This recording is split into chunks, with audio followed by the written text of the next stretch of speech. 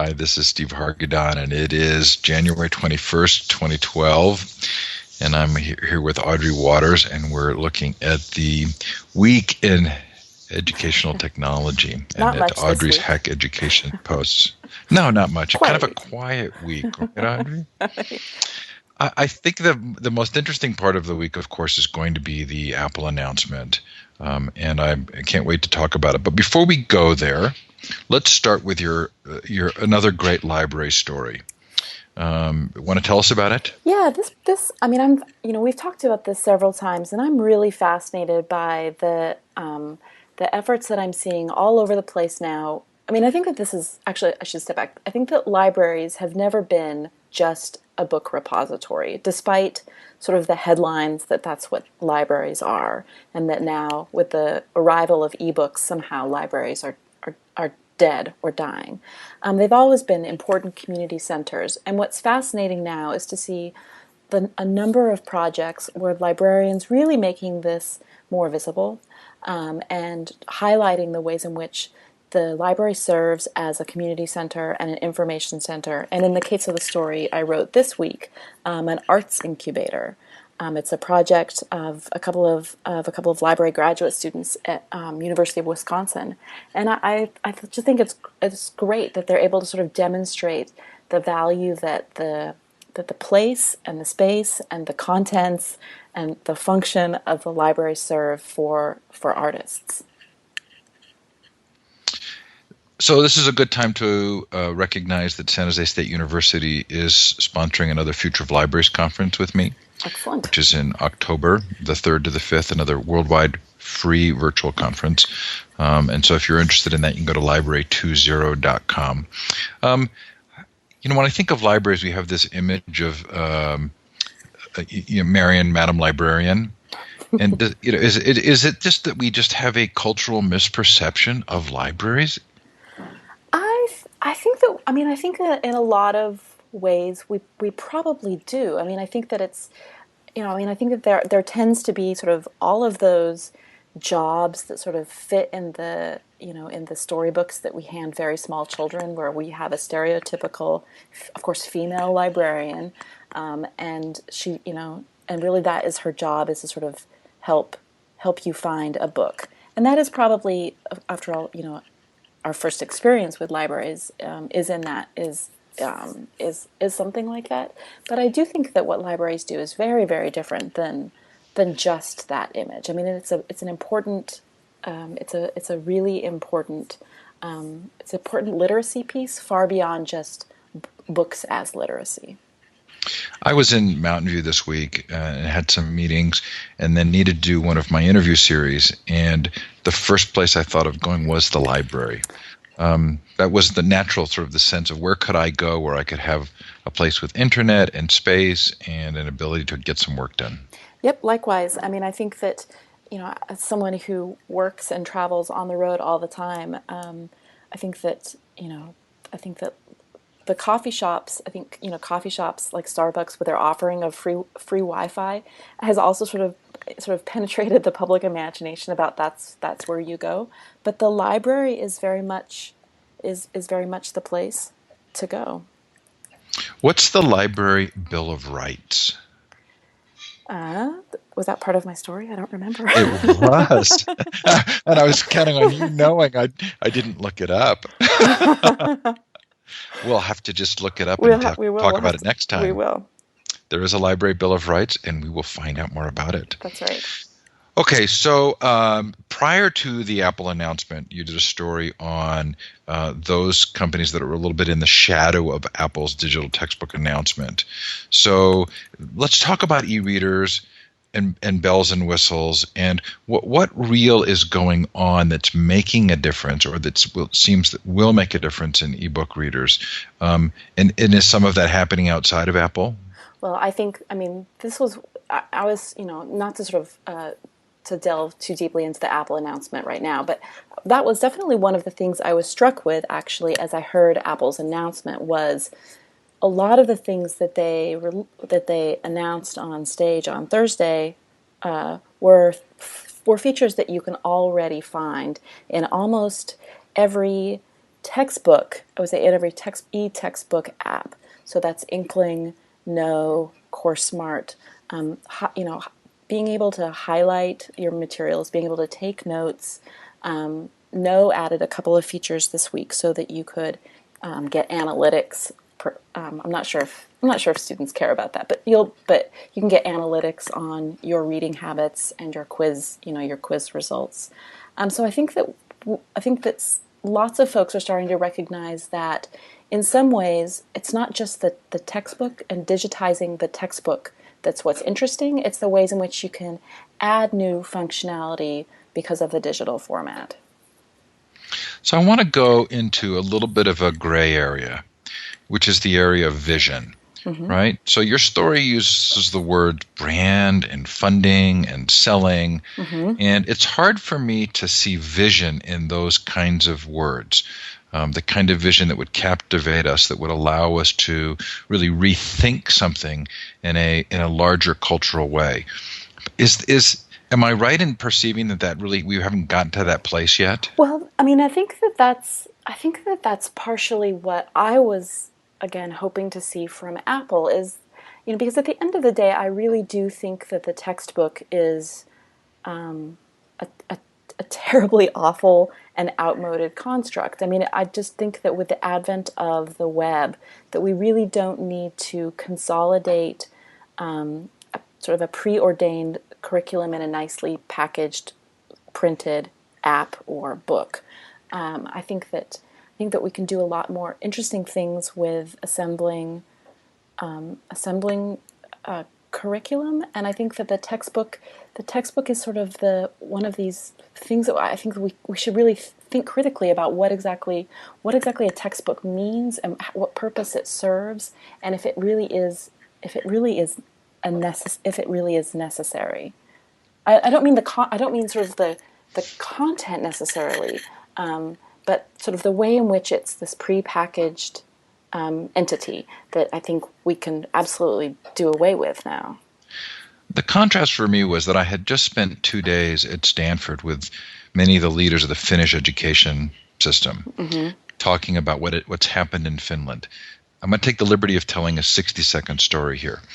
So, essentially in 2000, the PISA exams start, and it turns out Finland's at the top of the results, much to Finland's own surprise.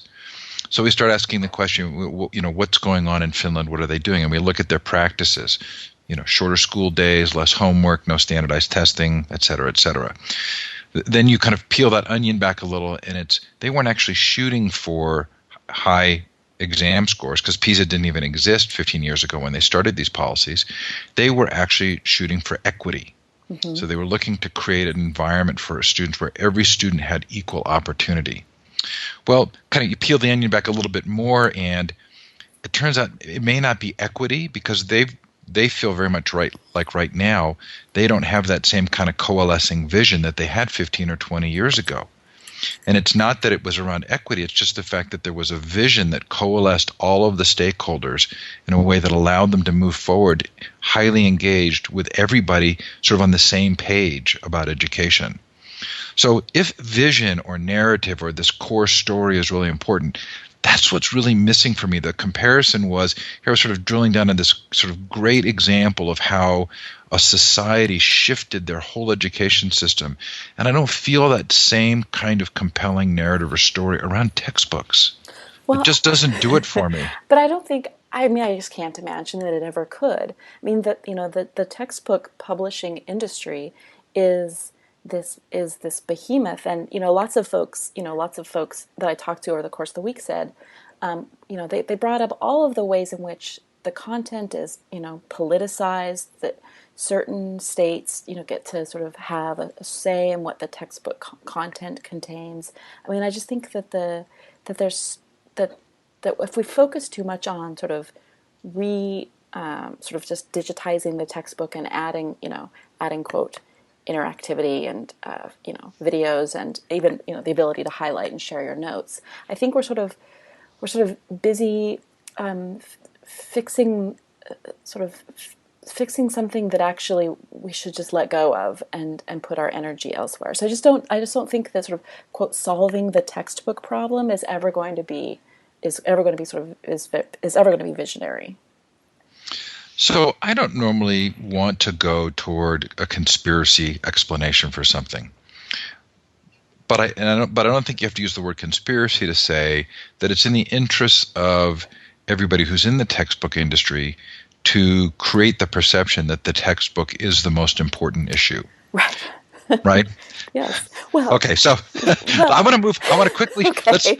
let's hold that on. I was almost tempted to say let's just not talk about Apple at all this week I did that because in my weekly roundup. I was like, it's a non-story. So okay, but before we get there, something really big did happen this week that I cared about, and that was the protest movement around SOPA and PIPA. yes. PIPA.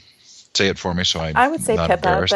but PIPA. I And could we're be not wrong. talking about royalty in Yes. England. We're okay. So that this was really interesting to me because I went to Wikipedia as you did that day, forgetting that it Right. was not going to be available, and I felt as though I was kind of proud that this made a difference.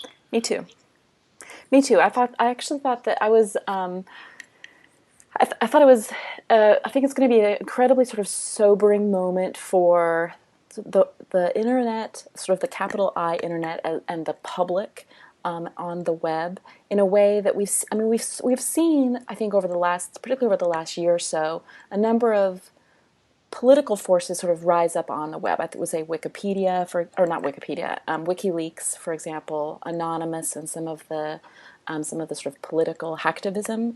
But this really felt like very, very much like everybody who sort of who participates in the web was sort of recognized the great damage that these laws were going to do to this really incredible technology that we have before us. And so I was incredibly proud to see the companies that whether or not they sort of chose, as Wikipedia did, to sort of shut their doors for the day, or even folks like Google, who just had a link then to sort of prompt people to contact their representatives.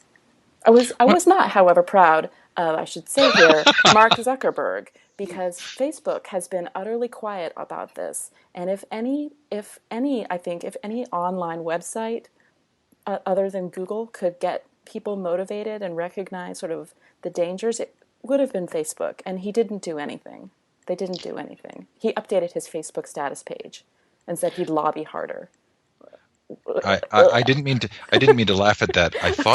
I thought you were going to talk about the two dumbest of the dumbest tweet of the week awards, tweets of the week award. But before we do so, part of I know this may be a simplistic view, but part of what I saw happening was this counterbalance to what we take as sort of an American institution, which is backroom wheeling and dealing around legislation. Yes. And all of the sort of special interests that spend an enormous amount of money lobbying to get laws written in such a way as to really benefit commercial companies.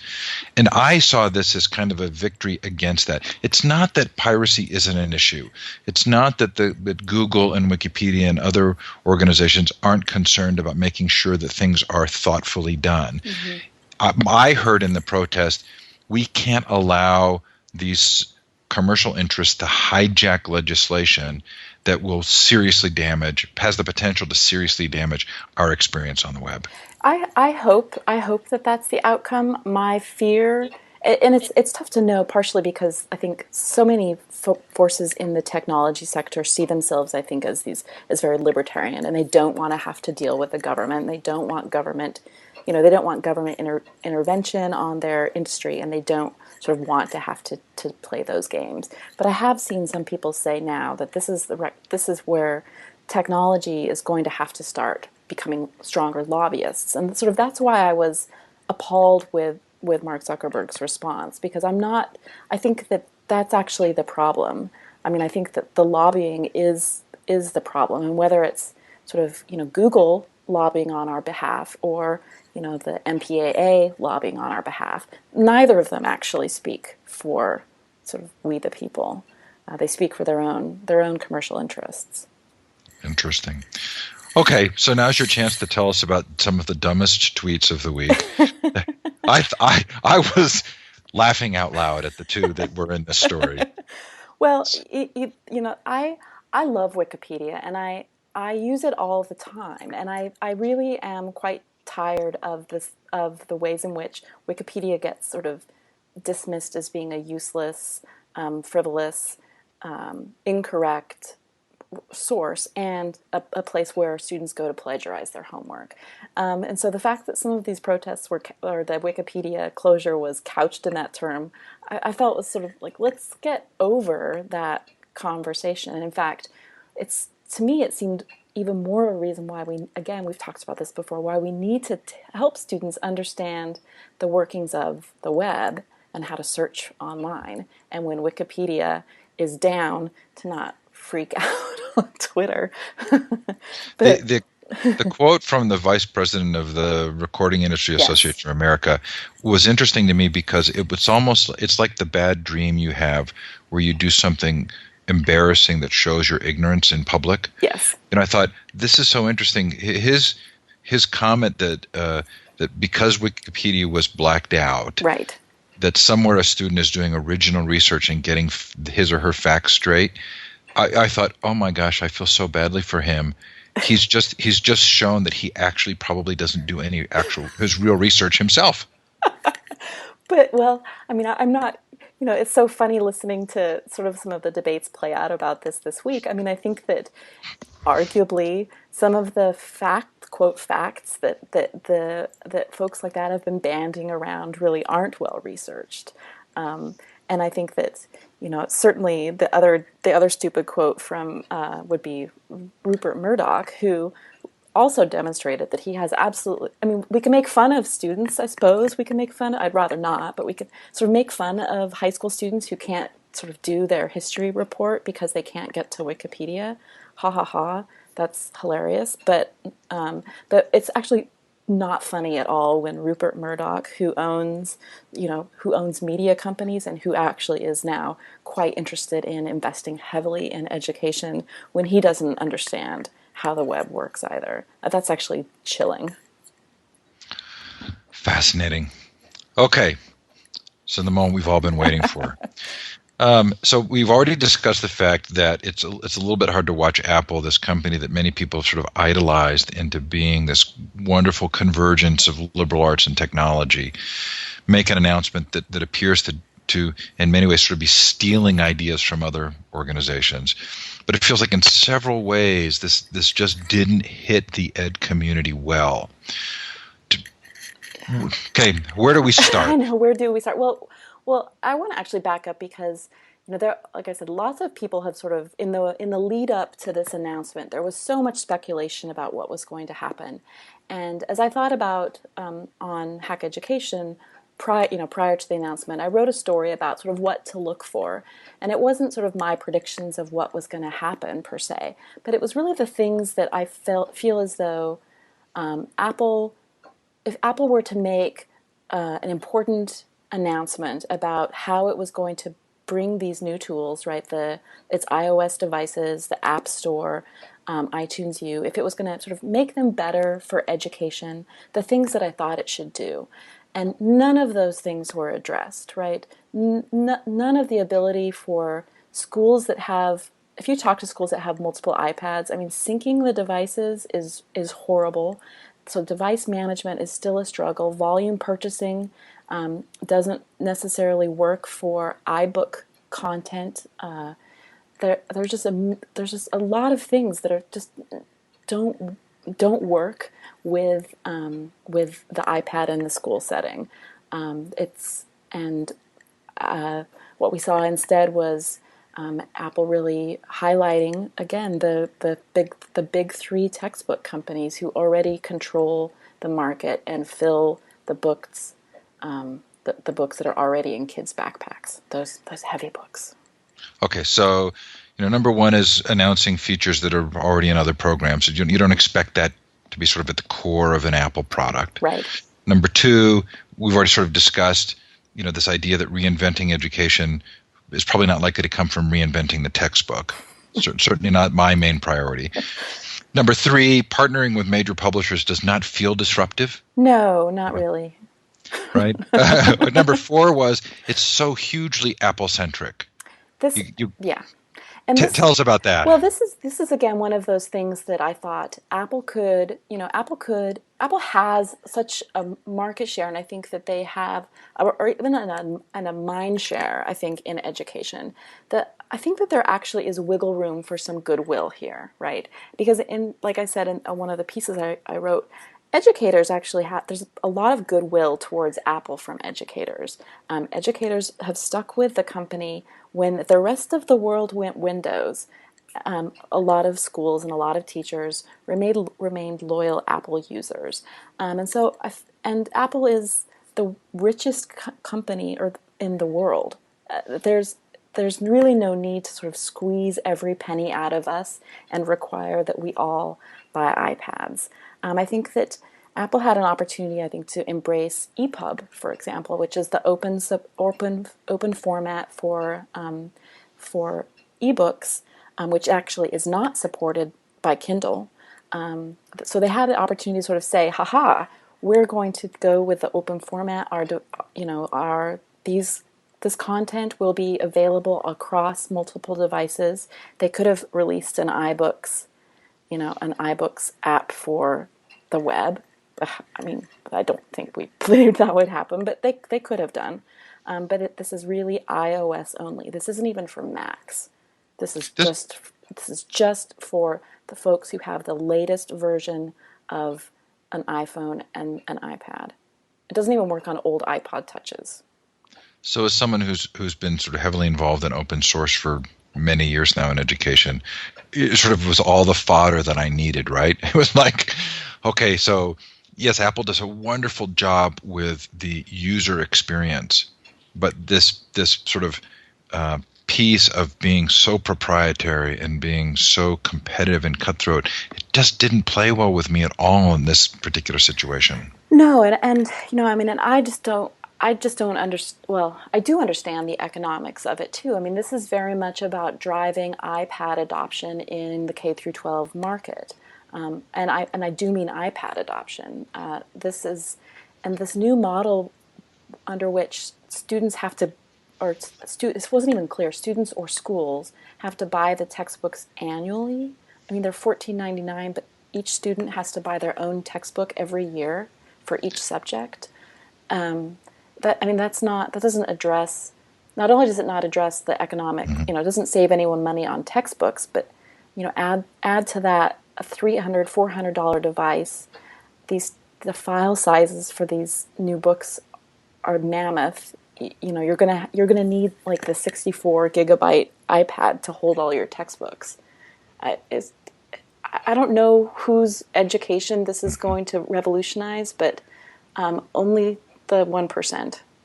Well, yeah. So how would you make that decision to go down that path? I felt like the $14.95 pricing thing was this huge misdirection. Number one is it's not a long-term dollar value. Right. Number two is that's just the K-12 market. So immediately people were thinking textbooks, higher ed, $200 textbooks versus $14.95. Yeah. It felt like a false comparison was created with the dollar amount. And are we going to stand for the kind of restrictive distribution model that currently exists for apps with textbooks? I just don't see how a district is going to make that choice. I don't either. I mean, I think that this was, in the rant that I wrote about it, this was why I felt this was actually such a slap in the face to educators, because this is putting, I actually ran into Chris Lehman from Science Leadership Academy at the Apple event, and just talking to him about the budget issues that he's facing as a principal in a Philadelphia school. The amount of money that's being axed from his budget is mind-blowing. And so to turn around and expect schools that are having to lay off teachers and get rid of any sort of programs that are deemed sort of outside the sort of the core the core curriculum, sort of turn around and ask people to invest in iPads and these proprietary annual renewal textbooks, it just doesn't make any sense whatsoever. Is there any possibility that Tim Cook wasn't a part of this for these very reasons? I don't know. I mean, I think, this was funny because this was, of course, all linked. This was sort of initially leaked, I should say, in the Walter Isaacson biography of Steve Jobs, that this was something that he had been working on. And of course, the CEO of McGraw-Hill was quick to say, oh, yes, this is exactly what Steve Jobs wanted. And I thought, man, I don't know. Like, if so, then good grief. I mean, I think that, I don't know. I mean, I don't know if, I think that Apple does have to make a move in to compete with Amazon. And I think that this is actually about, the announcement this week was probably more about boosting Apple as an ebook retailer than it actually is about changing education. I think this is about Apple versus Amazon for who will sell digital literature in the future. This isn't really about textbooks. I'm going to give you some awards for brilliant quotes of the week. I mean, I thought at one point you say, what a lost opportunity, what a slap in the face to educators and students, as you've mentioned. Mm-hmm. I thought that was really valuable. You also, did you make this up? Because it was really good. Were they going to upset the apple cart or take a slice of the pie? Yeah. Because this feels like, and I'm using your words again here, that's not necessarily a game changer for education. However, rather, it's about controlling the future of the ebook creation and distribution, something that Apple must compete with Amazon over. Right. That's a future that revolves around Apple publishing in the app ecosystem, and that's a future that relies on Apple hardware too. Yep. I thought you sort of brilliantly captured this sense that this wasn't upsetting the apple cart. This was taking a slice of the pie. Right. And the slice of the pie that, again, like Apple does wield so much power. Like I know for a long time we rooted for Apple because they were the underdog, but we need to get over that attitude. I mean, Apple is not the underdog in the technology world by any means. And so they're able to wield all sorts of deals in order to get content, the digital content, whether it's from record labels, from Hollywood, from the publishers. They have a significant amount of power. And I think if Apple thinks it can sort of leverage that power to get the publishers on its team and not on Team Amazon, then I think that's really what they're after here. So let's go past the Apple piece of this story and really talk about what may be at the heart here. And that may be this kind of red herring distraction to keep publishing seen as an important role here, because in fact, when you think about it, and you talk about this in your posts, aggregating content, public content from the web now is a much better way of creating preparatory material than accepting content from a publisher. That's sort of, as I've watched people respond to this, and I've seen a lot of sort of some pushback against what I've written and saying that one of the great things actually was the iBook's author and this ability to sort of, let anybody publish. And I thought, for crying out loud, we've been able to make blogs. Blogs have been around for over a decade now. I mean, the ability for anyone to publish isn't a new or shocking thing. And to be able to, again, it's. I mean, I think it's part of this larger thing that Apple is also interested in, which is moving content off the web, off the open web, into these proprietary formats, into apps that it can monetize. And I think why would you not have your students publish on the web? Why would you want your students to publish an iBook? Okay, so also missing was the social piece. Right. So my question would be, right now, if you were to go out on the web and say, how would you, as an educator, aggregate content and allow social interaction around that content to replace the textbook instead of continuing to use it? where do you go for that, Audrey? Who's doing that? Who's making it possible to pull that content in one place that exists publicly on the web and allow students to talk about that content? Well, I mean, I would say that these are some of the tools that we've had for a long time. Like I said, these are blogs, these are wikis, this is an RSS feed, this is a commenting system on a blog. I mean, none of this is. I know that none of this looks as shiny as the iBooks authoring tool, but I think that I think that there are lots of mechanisms by which we do this. And I think, this other piece, I think that curating content is going to become more and more important. I mean, there's so much content available right now. This was another thing I thought that, Apple could have offered too, was how, like, the trick is going to be sort of discovering great content, right? Discovering level appropriate content, discovering content that's right for, for a 8th grade biology class as opposed to a 11th grade math class. So I think it's about discovering and curating content, and I don't think we need to rely on the publishing industry to deliver that for us. I think the expertise has been somewhat democratized by the web. So I think that we have lots of tools already. They're just not shiny. Fascinating. Okay, love the direction this is going. But I really want to stop talking about it.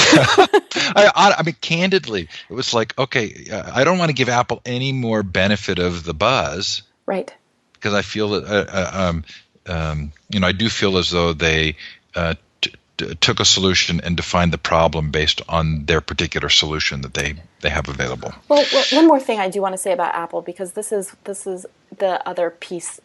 One of my favorite resources in the iTunes Store has long been iTunes U, and I think I've heard a lot of people say that they're very excited about the new iTunes U, and I just have to caution again that Apple has taken content that was available in open formats, right? This was all QuickTime videos, MP3s, EPUBs. Well, I guess not all open formats, but and it's put it into an app again. So you have to have an iOS device now for iTunes U content, which used to be really Apple's OER offering, a vast offering of OER content, which is now in an app. And again, they've added new bells and whistles. You can get push notifications. You can check off lists as you sort of move through the courses, but there's no social element to it, so it's not really that exciting and new. And it's moving things into an app and putting a wall around them isn't good for education. I'm so in agreement. Okay, so some good news.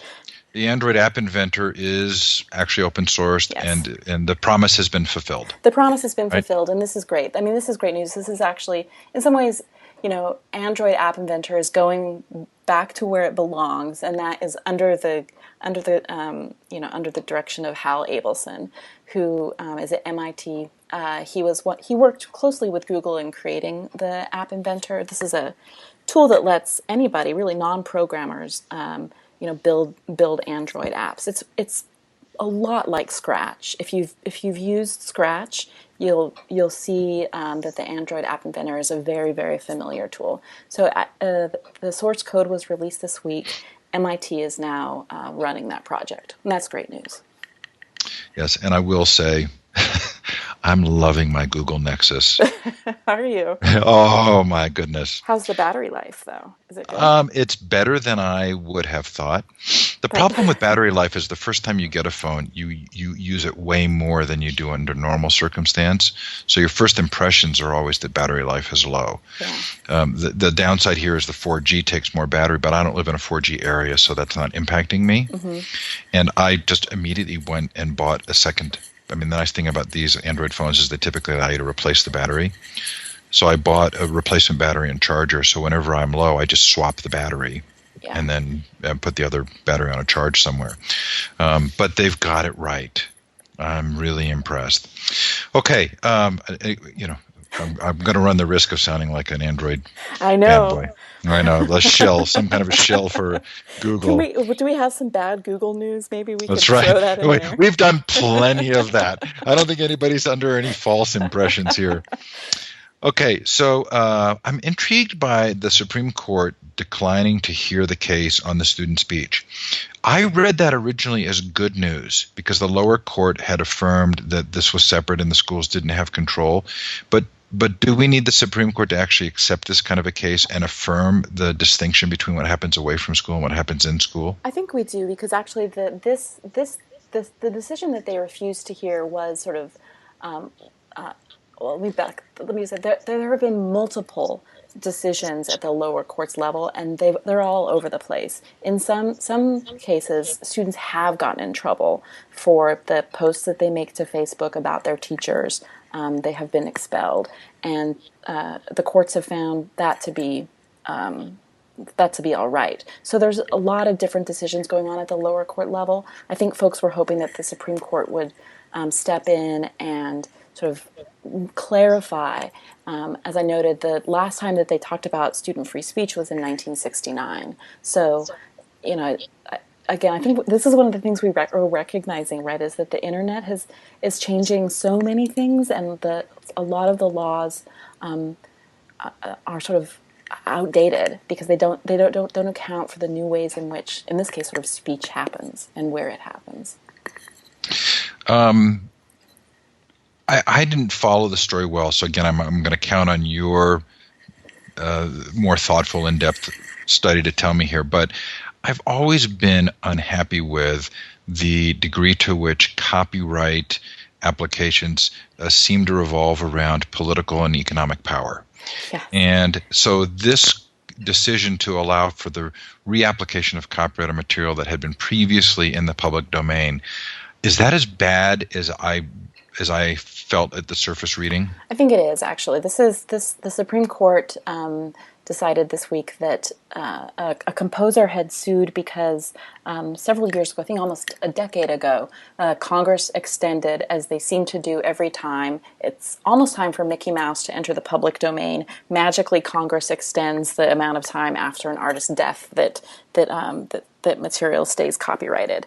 And the last time they did so, they made a rather sort of these sweeping things that actually included foreign-born authors in that retroactive copyright, and that included the work of Prokofiev. And a composer sued, saying, "You can't, Peter and the Wolf should be in the public domain, and to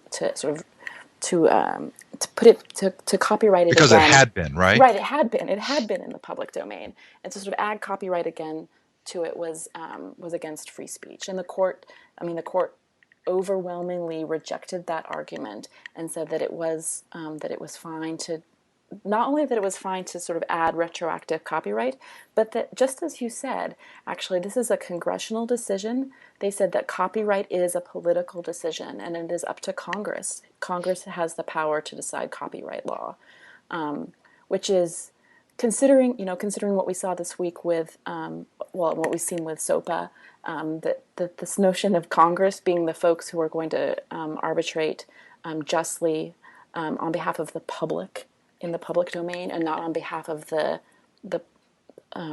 old media companies that own these rights, I think is not good news. It's not good news for educators, certainly.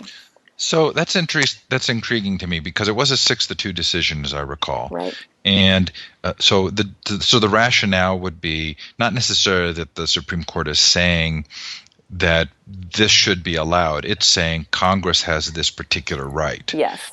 So then that gives us then the opportunity to say, okay, we're unhappy with how Congress is dealing with this.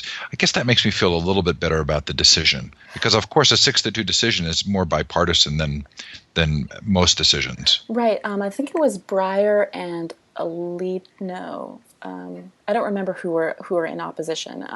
And actually, but I think that one of the things, though, that we're certainly seeing, again, this is returning to this notion of lobbying, is I think that the who owns content and what that looks like is a really important battle, whether or not we're talking about digital content or not. Okay, so I think to the relief of many, Idaho is reviewing its requirement for online learning. Yes. Anything particular to talk about there? Well, I mean, I think that the governor of Idaho has pushed through a number of sort of reforms, and I think that a lot of these things are sort of have been rather troubling. And I don't say this as someone who's sort of opposed to online learning. In fact, I got my bachelor's degree through sort of an old model of distance education. I think that these can be great opportunities for folks, but to require every student in Ohio or in Idaho to take 2 courses before they got their diploma seemed a bit unnecessary, considering as well that many of these online schools are actually run by private companies. I think it has other implications as well.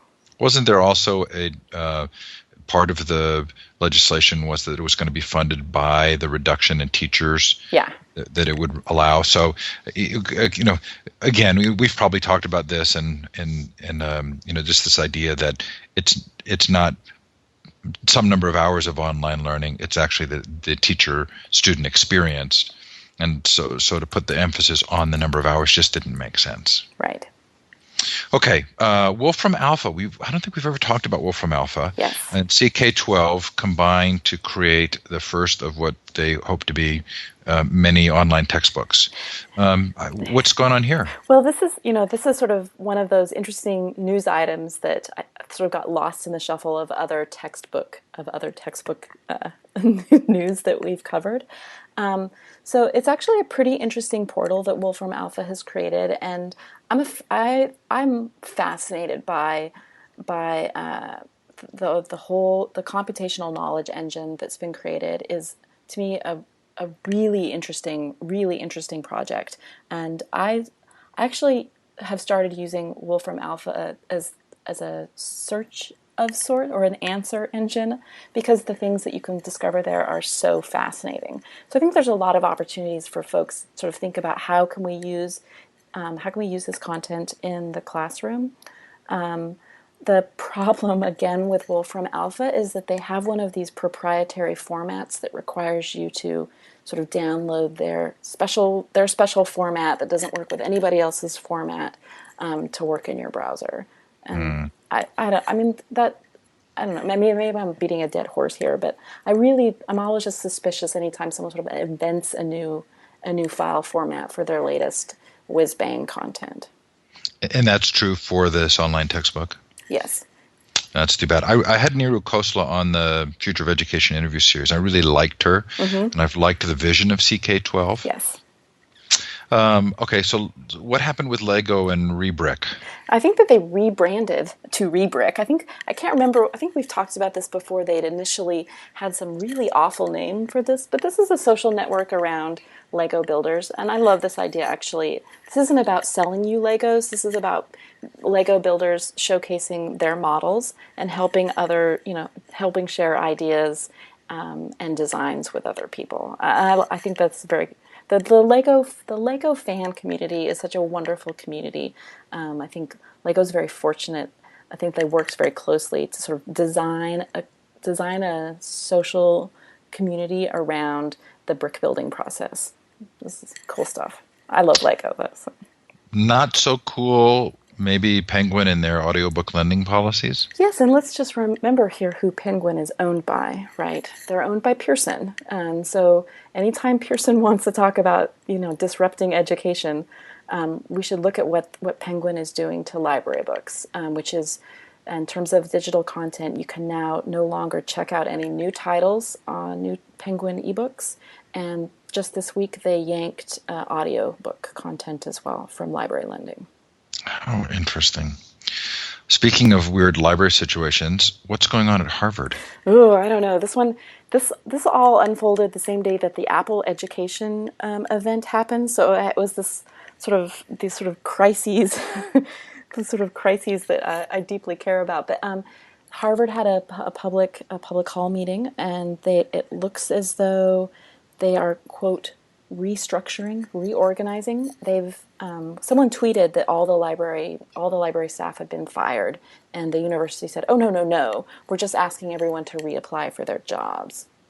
So So what that did they was the timing intended to be overshadowed by the Apple announcement, or is it just I coincidence? think it was just coincidence, but I think that this is really devastating news for libraries because Harvard is Harvard is not a struggling school. Harvard is a wealthy school with lots of endowment, lots of library endowments, and if the university is deciding to sort of restructure its library, its research library, I think that that could have sort of ripple effects across other university level libraries as well. It's definitely something to keep an eye on what happens to the Harvard Library. So I don't want to end on the incredible profits that Pearson is making from digital content. But Right. a third of their profits, Yes. if I'm not mistaken, huge dollar amounts. So let's talk about what kids want from robots. I love This this was a story. surprise to me.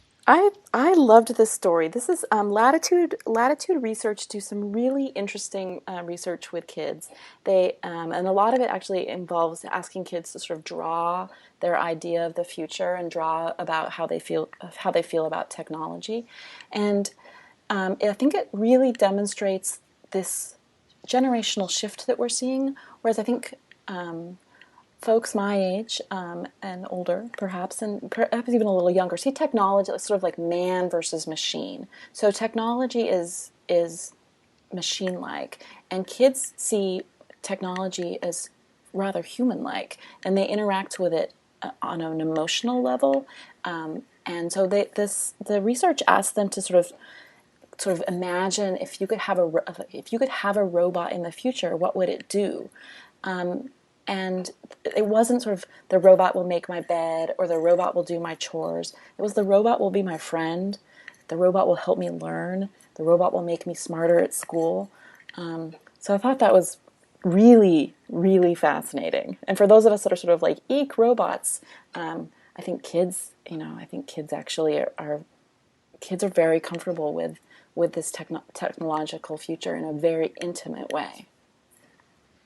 A great way to end. Audrey, I'm so glad to be able to talk to you after this week. Me too. I've been waiting all week for Any week is a delight, but this week was especially interesting and valuable. Thank you so much for what you do. I know you're doing a lot of traveling. I know you're fatigued, but we appreciate it. Hey, but you know what? I will see you next weekend. Yes, at EduCon. Yes. Looking Excellent. forward to it. Can't wait. Thanks, Audrey. Have a great week, You everybody. too. Bye.